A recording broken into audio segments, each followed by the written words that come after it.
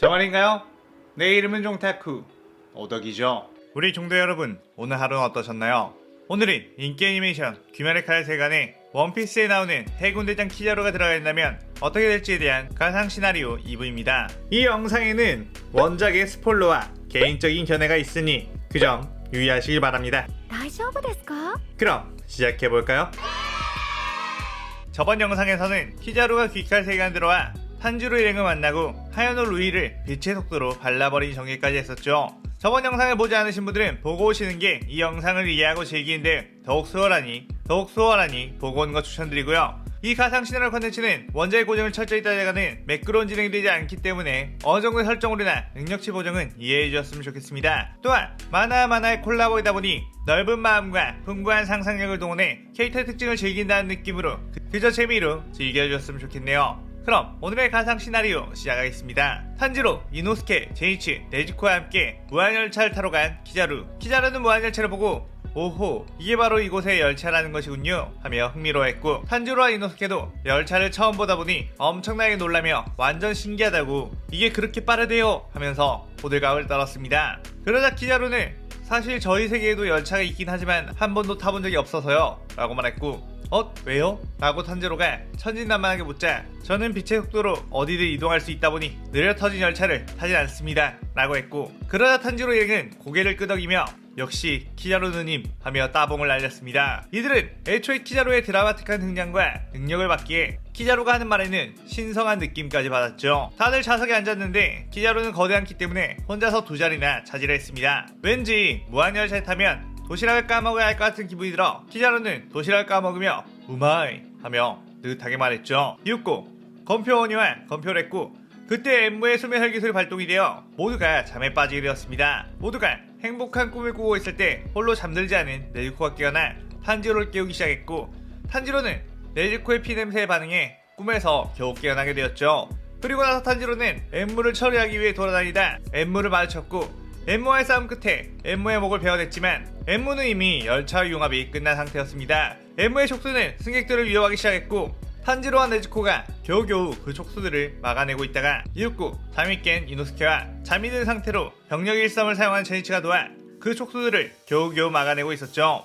하지만 키자루는 여전히 느긋하게 꿀잠을 자고 있었고, 자신을 향해 촉수가 다가와도 잠에 깨지 않았습니다. 탄지로는 키자루 아저씨를 지켜야 한다며 키자루에게 다가오는 촉수들을 베어내고 있었는데, 이러다간 끝이 없다며 어서 혈기의 본체를 찾아야 한다고 했죠. 그렇게 다급한 상황에서 키자루의 거대한 몸을 향해 다가오는 촉수들을 전부 막아내지 못한 탄지로, 키자루의 몸에 엠무의 촉수가 다가와 꿰뚫었고, 탄지로는 안돼!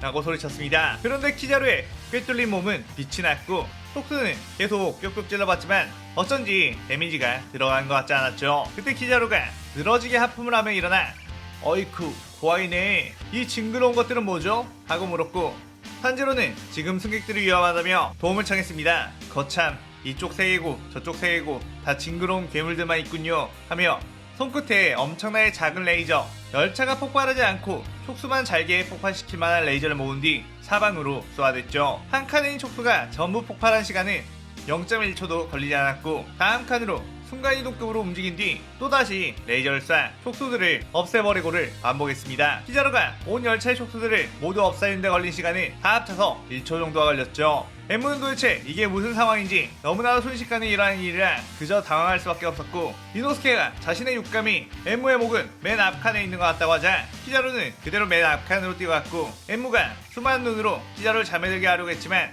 엠무의 눈빛보다 키자루가 자체적으로 내뿜는 빛이 훨씬 강렬했기에 엠무의 눈은 눈부심에 모든 눈을 감을 수밖에 없었습니다.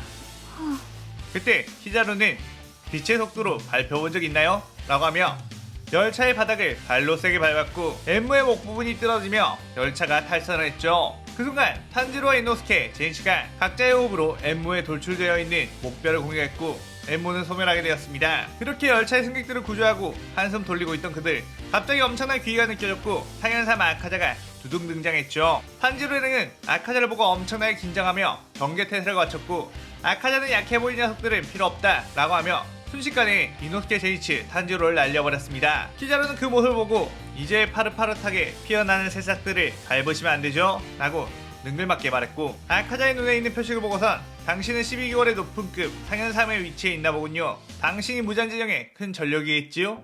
라고 했습니다. 쓰러져 있던 탄지로는 그 발언을 듣고 키자루님이 전혀 관심 없는 줄 알았는데 저런 정보를 빠삭하게 외우고 계셨네? 라고 생각했죠. 그의 아카자는 내 녀석은 뭐냐? 웃기게 생긴 녀석이군. 내 녀석만큼은 날 즐겁게 해주길 바란다. 라며 돌진해 주먹에서 풍압을 쏟아냈고 그 풍압들은 키자루의 온몸을 난타하며 몸을 박살내버렸습니다. 아카자는 뭐야 피할 생각도 하지 않고 그냥 주워버린 건가? 라는 생각을 했죠. 그런데 어쩐지 손맛이 사람을 때린 손맛이 아니었고 키자루가 있던 쪽을 보니 아무것도 없었습니다. 그 순간 뒤에서 키자루가 나타나 발로 차버렸죠. 아카자는 그 한방에 몸의 수많은 뼈와 내장이 박살났고 저 말도 안 되는 발차기는 뭐냐고 놀랐습니다. 하지만 재생을 한 뒤 파괴살 아침이 시작했고 다시 한번 발차기를 해보라고 도발했죠. 그러자 키자루는 손가락을 들어 레이저 빔을 쏘아냈고 엄청나게 빠른 레이저이며 레이저 그 자체에는 투기가 없기 때문에 그대로 온몸에 레이저가 관통되며 벌집이 되어버렸습니다. 저기 오라고 한다고 6탄전으로 가는 건 바보들이 나는 짓이지요 라고 능글맞게 묻는 키자루. 아카자는 겨우겨우 회복하면서 뭐 저딴 괴물 다 있냐고 자신의 최강 기술인 파괴살 종식 청은 난장을 사용해 무수한 난타를 날렸죠. 하지만 키자루는 몸이 빛의 입자로 변한 뒤 그 난타를 뚫고 아카자의 앞에 떡하니 나타났고 발에 레이저를 모은 뒤 차버리자 폭발과 함께 아카자는 목이 저 멀리로 날아가 버렸습니다. 아카자의 머리는 대굴대굴 굴러가며 도망을 쳤고 제발 쫓아오지 마라 라는 생각을 했죠. 키자루는 이렇게 했는데도 죽지 않는 거면 저 녀석의 운이 좋았던 거라고 볼 수 있겠지? 단념할 수밖에 없겠네 라고 하며 뒤쫓지 않았습니다. 그 뒤 귀살대 본부로 돌아간 이들 처음으로 상현의 열기가 마주쳐 살아남았다는 것에 모든 주들이 주목을 했고 탄주리랭은 키자루 앞에서 꼼짝도 못하던 아카자를 흉내내면서 키자루를 칭송했죠. 그 말을 듣던 표주로와 사네미는 그 아카자는 녀석 나와 한번 붙어왔으면 좋았을지도 모르겠군 이라고 말하며 어쨌든 상현의 열기조차 일 정도의 실력자가 귀살대에 있다는 것에 화기애애한 분위기가 되었습니다. 탄지로엘은 아무리 아카자에게서 살아남았어도 아카자와의 실력 차이를 현저하게 느꼈기 때문에 엄청난 수련으로 도움이 되고자 했죠. 그리고 얼마 뒤 우주이 탱게는 유각에 왠지 상현의 열기가 숨어있는 것 같은데 함께 가보는 것은 어떻겠냐고 키자루에게 물었고 키자루는 유각에 일하면 또 나같은 아저씨가 손님 역할로 제일이지 않겠냐고 하며 좋아했죠. 탄지로엘은 자신들도 필요하면 함께 가서 키자루님을 돕겠다고 했고 탱게는 인력은 많으면 많을수록 좋다며 함께 가자고 했습니다. 그렇게 유각으로 떠난 탄지루행과 탱겐 그리고 키자루. 유각에는 귀살대 신분을 숨기고 들어가야 하기 때문에 탄지루행은 여장을 해 유각에 잠입 수사를 하겠고 탱겐은 잘생긴 손님, 키자루는 돈 많은 손님으로 위장을 했죠. 키자루는 우부야시키 당국에게서 받은 돈을 펑펑 쓰며 주목을 받았고 많은 유녀들이 키자루의 재력을 떠받들며 모셨습니다. 키자루는 역시 애매모호한 정의가 좋다며 사가지키 녀석은 절대 이런 것도 못했겠지? 라며 즐기고 있었죠. 그리고 마침내 거물급 손님이 있다는 것에 오일아닌 다키가 찾아와 마주하게 되었습니다. 다키는 키자루를 보자마자 뭔가 인생에서 산전수전 다 겪은 노련함이 보였고 범상치 않은 인물임을 알았죠. 마침 무장에게서 노란 옷을 입은 원숭이 같은 50대 후반의 남성을 주의하라는 명령이 떨어졌기에 혹시 이 녀석인가 싶었습니다. 다키는 감히 이런 녀석이 무자님의 심기를 거슬리게 하다니 이 녀석을 잡아 무자님에게 점수를 좀 따야겠다는 생각을 했죠. 아카자가 인간에게 패해 도망갔다는 소식은 혈귀들의 사기자를 불러일으키기 때문에 무자님 비밀로 했고 다키는 그걸 몰랐기에 키자루가 그냥 적당히 강한 인간이거나 아니면 귀살대 주요 요직을 맡은 인물쯤으로 생각을 했죠. 다키는 키자루에게 단둘이 으슥한 곳으로 가지 않겠냐고 했고 키자루는 이렇게 예쁜 미녀가 그러자고 한다면 당연히 그래야지요 하며 능글맞게 따라갔습니다. 그것은 어떤 지하실에 가자마자 이곳은 아무도 들어올 수도 없고 도망갈 수도 없다 라며 다키는 혈귀의 모습으로 변신했고 키자루는 깜짝 놀란 척 어이쿠 코아이네 라고 했죠. 다키는 수많은 오비를 뻗어 키자루의 몸을 묶었고 키자루를 매달았습니다.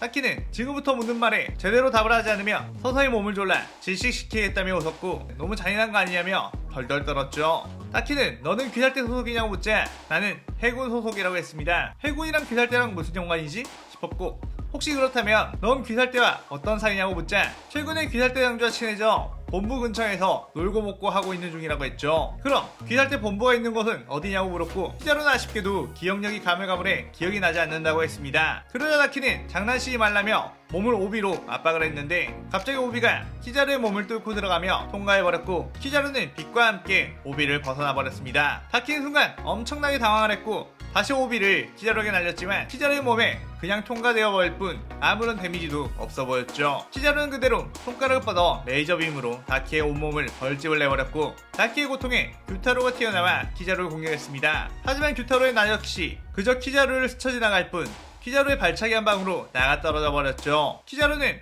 어떻게 이 아가씨의 몸에서 다른 남자가 나오는 거냐며 혹시 임산부였냐고 물었습니다. 임산부를 공격하는 건 아무리 적이라도 양심에 찔리는 행동이라고 했죠. 그러나 규타로는 그게 무슨 헛소리냐며 나와 얘는 남매이며 몸속에 봉인이 되어 있었던 것뿐이라고 했습니다. 그러자 키자루는 그거 참 다행이라며 어쩐지 새로 태어난 아이가 너무 크다 싶었다고 능글맞게 말했고 그렇다면 양심의 가책 없이 너희들을 공격해도 되겠다고 기뻐했죠. 규타로는 무사한 피해 참격을 키자루에게 날렸고 다키 역시 오비를 키자루에게 날렸습니다. 하지만 자꾸만 순간이동급으로 이동해 뒤에서 나타난 뒤 규타로와 다키의 뒤통수를 때렸고 이들은 키자루를 어떻게 상대해야 할지 혼란스러웠죠. 키자루는 마침 이곳이 아가씨 말대로 고문하기 참 좋은 곳인 것 같다며 규타로와 다키를 레이저로 뿅뿅 쏘며 무장이 어디 있는지를 말하라고 했습니다. 다키와 규타로는 레이저에 엄청난 고통을 받으며 소리를 쳤고 다키는 부자님 제발 도와주세요 라고 외쳤죠. 그때 지하실의 문이 열렸고 엄청난 귀기가 느껴진 인물